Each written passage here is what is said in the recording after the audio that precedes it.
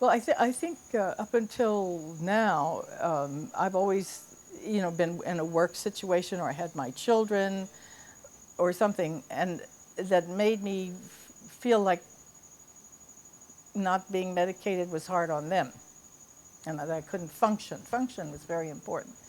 But I'm retired now, and I would like almost to explore why it is, although I have talked to psychiatrists and I know a lot about myself and what might make me depressed, but not what the kernel is. And if I take the medicine, I'm not going to find that out.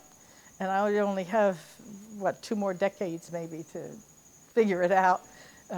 So that's one reason I'm somewhat reluctant to take the medicine if I don't have to. Um, I think my husband understands finally, after all these years, what I go through now that he's retired. He can sort of be more patient with the kind of behavior I can exhibit when I'm like this than he used to be. And so maybe I can go a more natural route. I think that meditation, which I've done on and off for years and years, might be very helpful.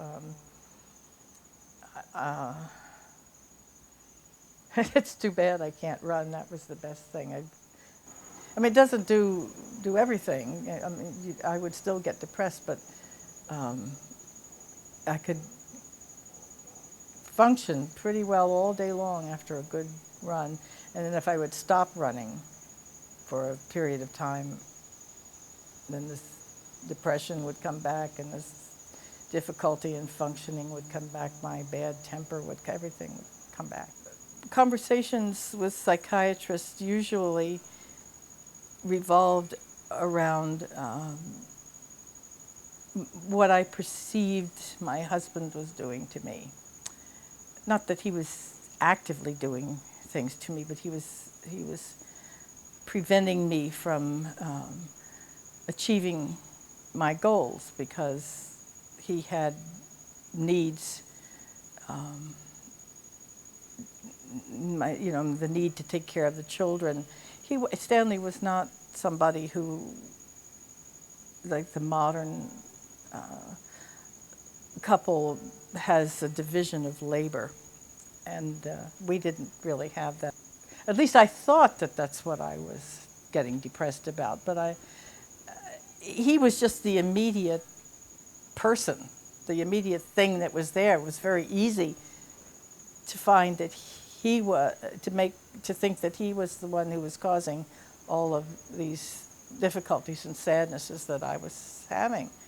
But at this point in time, I think that he certainly had to take a lot of blame that maybe wasn't his. And the other big problem is that my husband is an alcoholic. Big. So, during the first part of our marriage, it wasn't until I had that nervous breakdown, and maybe 2 years afterwards, that I began going to Al-Anon. And after I began going to Al-Anon, that's a very important thing. I don't know why I left it out. Al-Anon was extremely helpful in helping me deal with the problems of alcoholism and the codependent nature of our relationship. So once I was able to sort that out, he got better and I got better. When I started doing some Tibetan meditation and reading Tibetan Buddhism, there was almost a resistance on the part of therapists to that direction of my efforts to help myself. And although I found it's interesting that I would never go back to any of these doctors.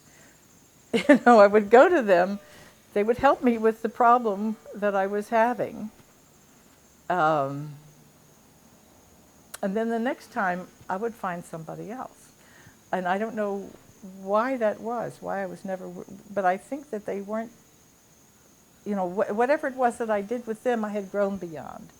So a lot of things have gotten better over the years, but I still get depressed. So that's why it's so confusing. I haven't got desires other than for a peaceful world and health for my family and things like that. But I suppose even those are setting you up for depression.